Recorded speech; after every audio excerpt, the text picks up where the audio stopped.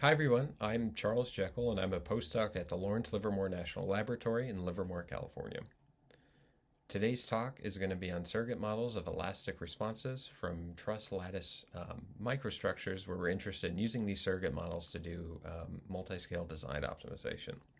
If you're unable to attend my session, feel free to shoot me an email and I'll happily answer any questions you have.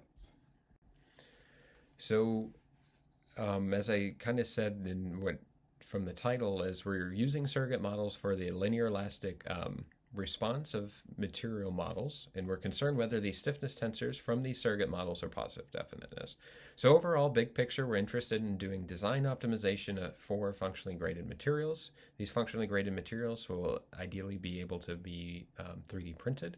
We're using surrogate models to represent the homogenized equivalent stiffness of micro truss structures. And then one thing that came up as we were doing this research is in some cases, the surrogate model doesn't produce a positive definite stiffness tensor. And we'll show an example of various surrogate models in this case. And then we'll kind of briefly talk about a few different approaches you can use to try to enforce your surrogate models to be positive definite or improve the positive definiteness of those surrogate models.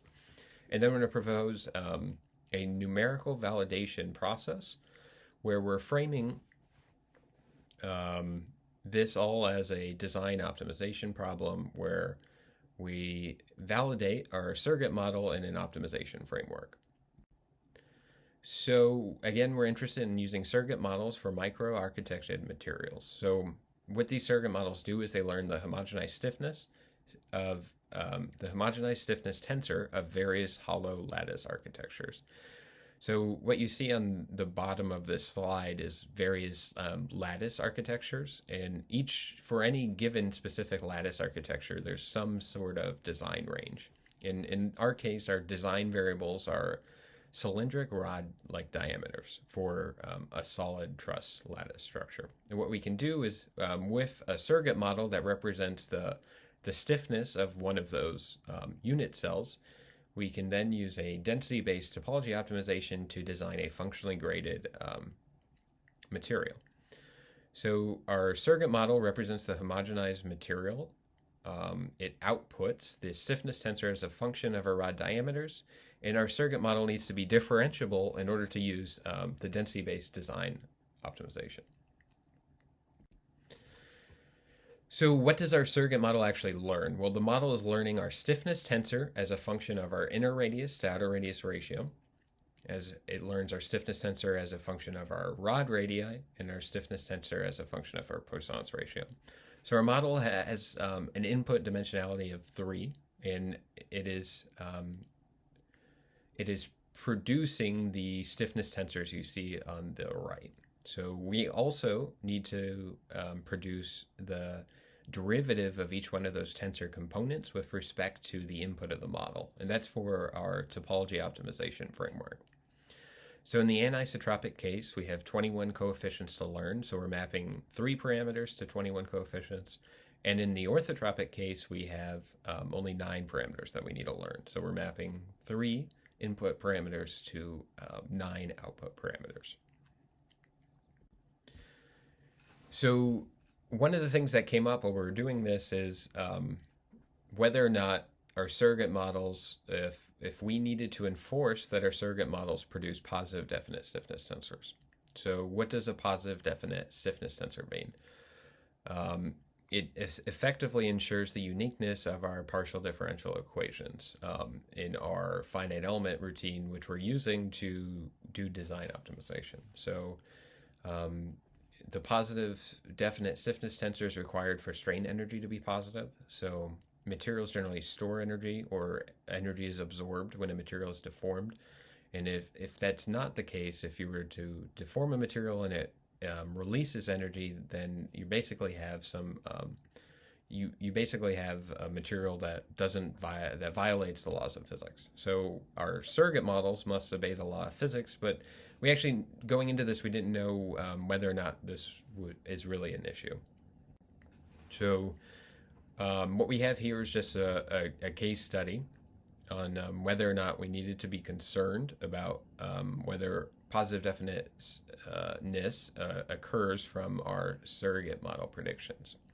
So we have a homogenized data set for hollow strut octet trusses. And I had an image of the octet truss on one of the first slides. So this data set has 250 data points, and it's in 3 dimensions. So what you'll see on the right is the random lat and hypercube sampling in the 3 dimensions. And those input dimensions are the radius ratio, the outer radius, and the Poisson's ratio. So it's important to say that each one of these data points produces a positive definite stiffness tensor. So our homogenized solver is obeying the laws of physics. So another thing is what's going to happen here is we're going to train various surrogate models to this data and then just evaluate whether those surrogate models produce positive definite stiffness tensors. And that's done with like a factorial design over the domain. So here we have different surrogate models that were fit to that previous data set in the previous slide. And what we basically observe is that in some points of the domain on various surrogate models, we observe non-positive definite stiffness tensors. So the red points are not positive definite, and the blue points are positive definite. And there are 3 kind of just surrogate models you see here. We have a quadratic polynomial, there's a linear kernel radial basis function, and a neural network. And what was kind of interesting with this is on various portions of the domain, let's say like the quadratic polynomial has like maybe a quarter of its domain, it ended up producing non-positive definite solutions. But the other 2 models, like the radial basis functions and the neural network, also produce non-positive definite stiffness tensors, but in different places on the design domain. What the really important finding here is that training to positive definite data is just not enough to guarantee that we have a surrogate model that's positive definite on the entire design domain. So in all, there's these are some of the approaches we kind of brainstormed on how to deal with these surrogate models producing positive definite stiffness tensors. So one of the kind of obvious approaches we could do is we could use a data-driven approach where we just build a larger data set. Another approach we thought about doing was using loss functions to kind of penalize non-positive definite data points. And a third approach kind of looked at maybe writing more formal proofs for specific type of model architectures such that those architectures will always be positive definite. And lastly, we kind of have some manual iteration with kind of numerical validation. So in today's talk, we're just really focusing on our numerical validation approach, and we hope you'll find it interesting. And I'll talk a little bit about like the pros and cons with each approach. So with building a data-driven approach, it's generally not known how much data you'll need to add, and each data point you add has some additional costs that you must incur.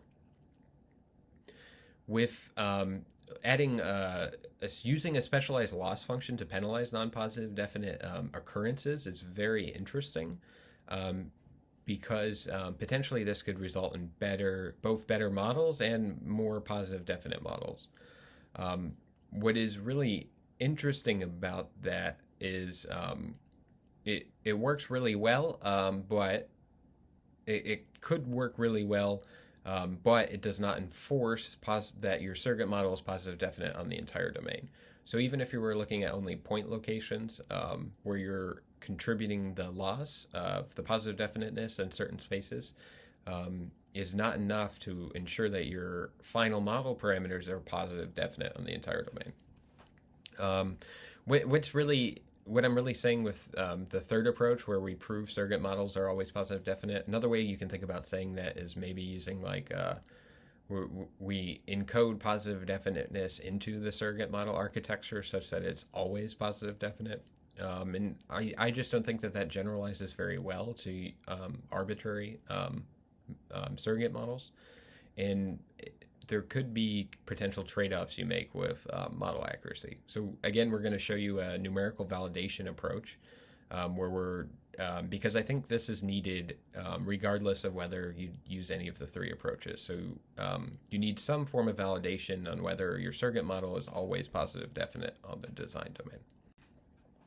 So we're using Sylvester's criteria to do this, and Sylvester's criteria states that the stiffness tensor is positive definite if all of these are true. And those rules are if the determinant of the 1x1 corner of the stiffness tensor, the 2x2, and all the way until the stiffness tensor itself are positive. So this is commonly used to define material model coefficient stability. If you were to look up the stability criteria for various material models, they're generally using some form of Sylvester's criteria. And what we're going to do is ensure that Sylvester's criteria is satisfied on the entire domain. So one of the interesting things with this is we have readily accessible derivative information. So predictions for our stiffness tensors are done in a machine learning framework. This machine learning framework has automatic differentiation readily available, and we use automatic differentiation to get the derivative information necessary for Sylvester's criteria. So we're computing derivatives using autodiff for these various determinants. So when you frame Sylvester's criteria and you realize you have derivatives and you want to find the smallest value in the domain, put this all together and it sounds like you have an optimization problem. And that's exactly how we frame the problem as finding positive definite and doing this validation as a optimization problem. So what we're interested in doing with optimization is we're trying to find the minimum of the 6 determinants that make up Sylvester's criteria. We're doing this with multi-start gradient-based optimization, and we're using kind of just random points in the design space to perform that. So the 6 different objective functions that we're solving for any given surrogate model are shown on the right, and those are subject to bounding box constraints in the design domain. So for our rod radii ratio, our outer radius, and our Poisson's ratio. So if any one of those objectives is negative, then our model is not positive definite. And for sake, we have like 3 input dimensions, and we're using something like 100 LBFGS B runs, and this happens almost instantaneous on the surrogate models we were using, and it seems sufficient to find the minimum values. So our numerical validation process looks like this. So we're going to train a model. We're going to find the minimum of each determinant using this multi-start optimization approach, and we're going to see we're going to do a check to see if we're positive definite in the entire domain. If we're not, we can consider adding like new data points at those locations where we're not positive definite, or we can experiment with potentially changing our model architecture. So you can think of this as like a physics-informed but human-in-the-loop process of doing some maybe adaptive sampling or model searching. So for orthotropic materials, it ends up being pretty easy to enforce positive definiteness. There's only what ends up happening is most of the coefficients have to be positive.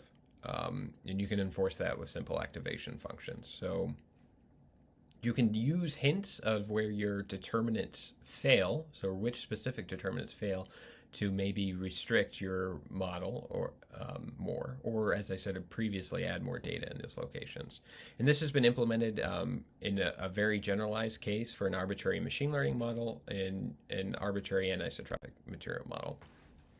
So to kind of wrap up everything that I talked about today, we're interested in doing multiscale design optimization. We're using surrogate models to learn the homogenized stiffness tensor of various lattice architectures. And then we're interested in designing functionally graded materials. The stiffness, the surrogate model stiffness tensors must be positive definite on the design domain. If you are not careful, it is really easy to generate a surrogate model that produces a non-positive definite locations at various points in the design domain, and we showed a few examples with various surrogate models where that was the case. So then we proposed an optimization problem where you could frame positive definiteness to validate your surrogate models. And we're basically finding the minimum of Sylvester's criteria over the design domain. And this is relatively cheap with derivative information available. So visually, this is what we covered today. And if you are looking for more information, take a look at these references. Thank you very much. I'll happily answer any questions.